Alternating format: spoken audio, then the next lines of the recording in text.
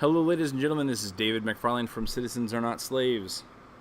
And I wanted to talk to you a little bit today about the media. And said I was going to do this video in my last video. I have a rule. And that rule is the press is lying to you. The media is lying to you. And I've got a story that kind of tells you where I'm coming from on this. When I was a kid, my dad was a youth pastor at a local church, and one day he was sitting in the sanctuary just listening to the message, and one of the women came in and actually did one of these things. She actually went, huh, and fainted in the sanctuary.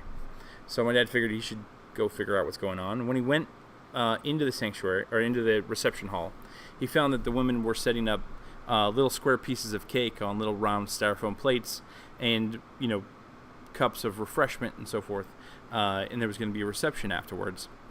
And a man in a wife beater t-shirt and some ripped jeans had come in and started grabbing the cakes and plopping them down.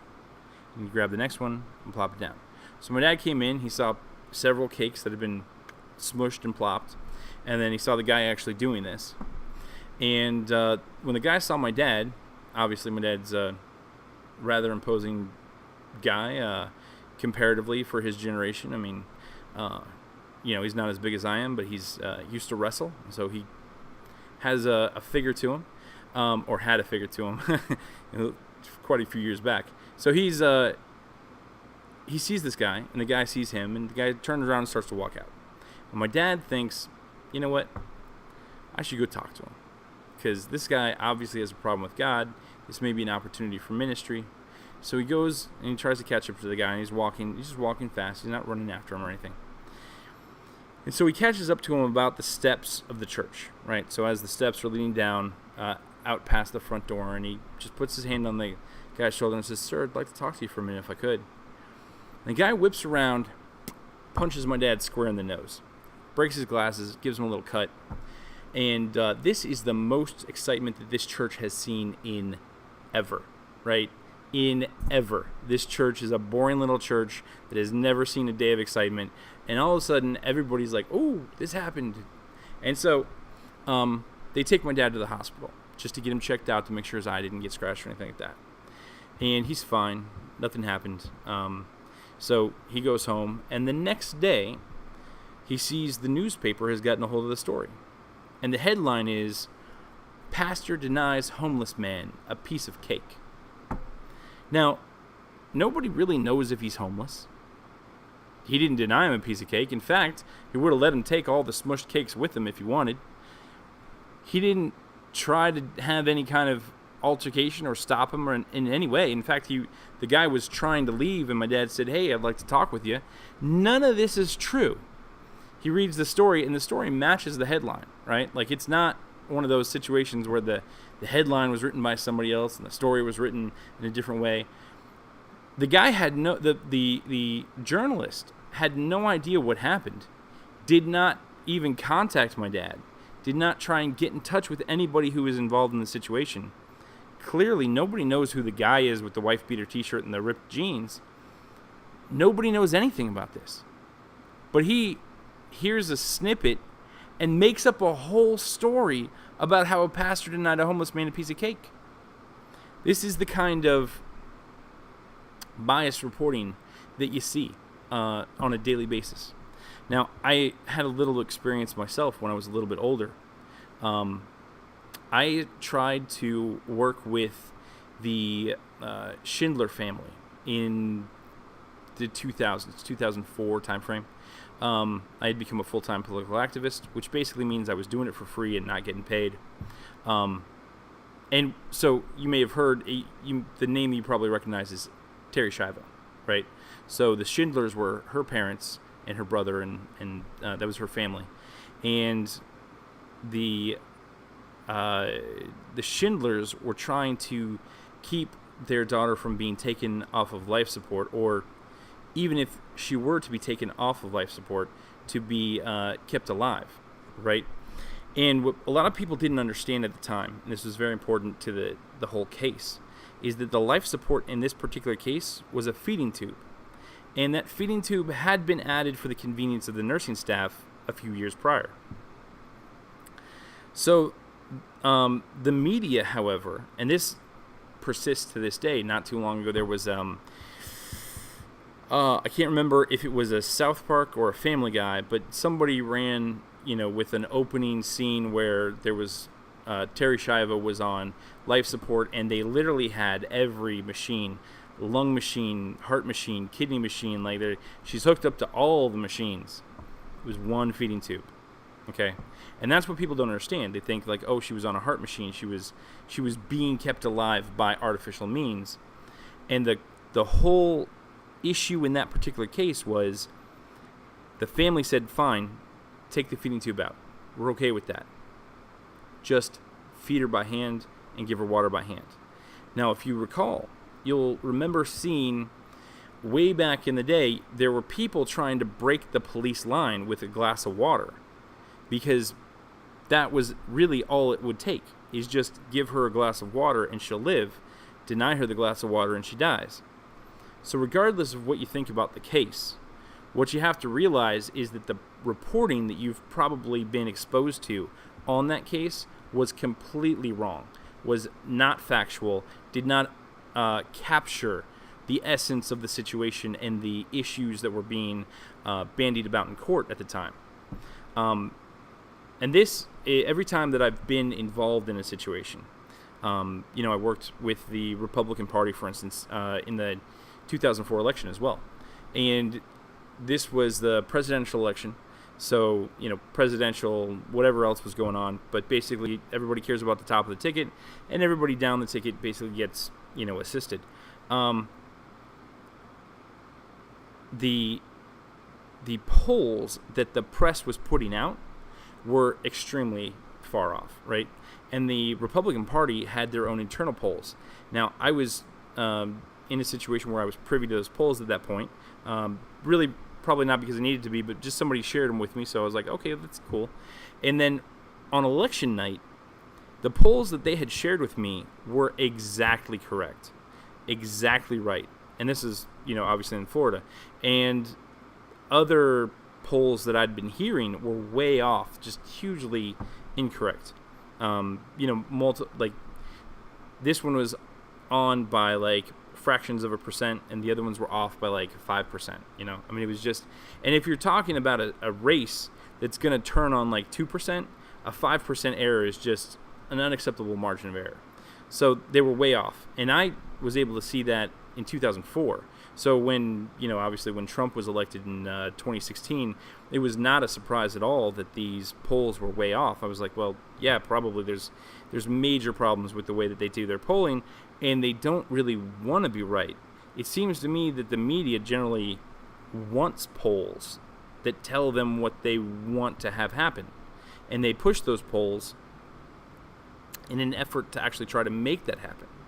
So the rule that I have is that the press is just always lying to you. The question is not, are they lying to me? The question is, how are they lying to me? Because once you figure out how they're lying to you, you can figure out why they're lying to you. And they're lying to you because they want you to think a certain thing. Another great example, just recently, of course, we had the big blow-up. And we keep having these blow-ups, right?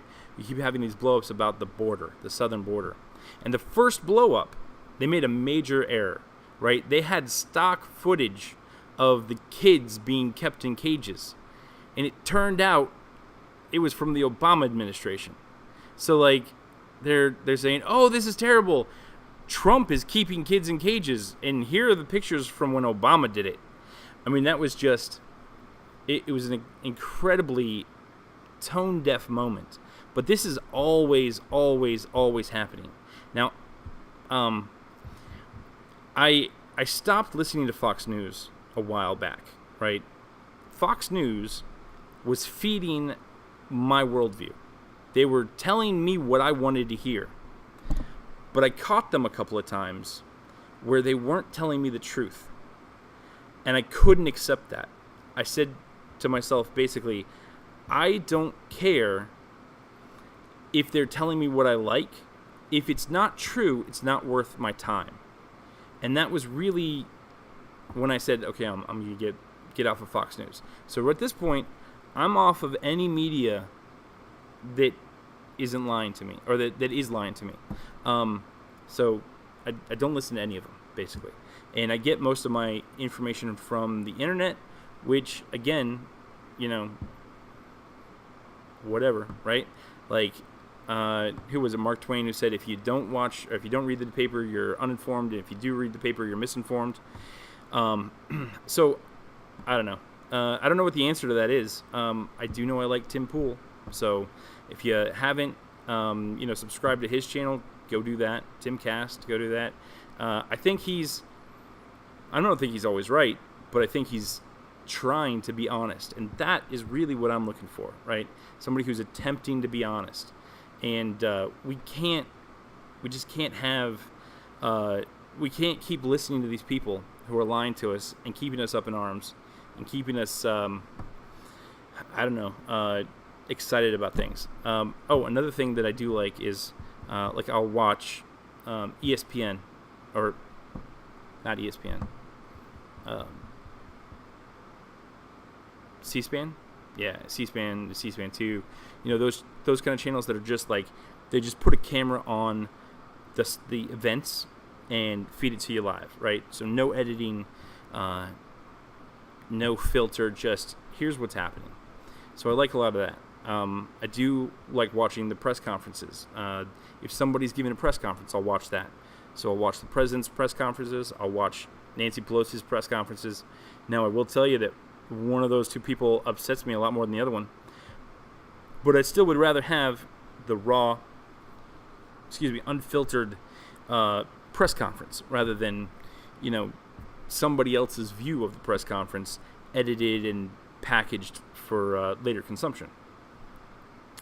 I think that's the way to do it. You just have to figure out where you can get the truth, and if somebody or something or some media outlet is lying to you, you have to cut them off and just say, listen, and the thing about Fox News is it was hard for me to see that they were lying to me because I liked what they were saying. And it's actually really hard, I think, whenever somebody is telling you what you kind of want to hear and what you already agree with, it's really hard to realize when they're lying to you. So, I would actually point out that Jesus says, wounds from a friend can be trusted. I think actually that was an Old Testament saying that was attributed to the Lord. So anyway, wounds from a friend can be trusted. So that means that you have to really, if Tim Pool says something that upsets me, for instance, I'll give him a lot of leeway. I'll say, okay, fine, I didn't like that, but he's not, he gave me an opinion, and I didn't like the opinion. Or he gave me a fact, and I was upset by the fact that that's a fact. But I think he's being honest with me still, and so I'd rather be upset and listen to a guy that I disagree with, who I think is being honest, than to be not upset and have somebody just constantly lying to me and telling me what I want to hear. So, and I think the left needs to come to that conclusion as well, right? I mean, I know a lot of people, and let me pull back a second. The new divide, and I think that I need to push this on this channel as much as I can. The new divide is rational versus irrational. So I know there are rational people on the left who think that way, and I know there are rational people on the right who think that way. And we all need to get together and figure out what we're going to do. But I see a lot of irrational people on the left who are still kind of chasing. And maybe some of them are waking up, because I know that Rachel Maddow just had her May numbers came out. She had the worst month in years. But I think the people on the left need to realize the exact same thing. Just because people are telling you things you like and you want to hear doesn't mean it's true. It's not. Don't listen to it, because what they're doing is they're telling you something that you like, and they are leading you down a path that is going to lead to ruin, right? Now, even if you're not completely ruined by the fact that Trump is president, you're not happy about it, right? So, you're losing the battle at the moment because you're not willing to open your eyes and look at the world in a truthful way. And I think everybody needs to do that, right? And we need to be as rational as possible. And you need to develop kind of an inoculation or a insensitivity to the truth. And if something's true, you need to say, okay, well, and it's hard. It's very hard. You need to say, I will take the truth over the comfort. And that is extremely hard because we do have psychologically something called cognitive dissonance. And what that means is if something true disagrees with our worldview, it's going to cause us a problem. And instead of ignoring that, we have to kind of assimilate the truth, figure out what the fact is, figure out how it will fit into our worldview. And sometimes you have to change your worldview. You have to realize that you haven't, something you believe is not true, and cut it out and get rid of it. It's hard to do.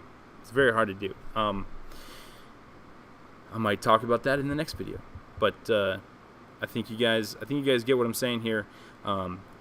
Go for truth. Everybody thinks they do, but you have to actually do. So.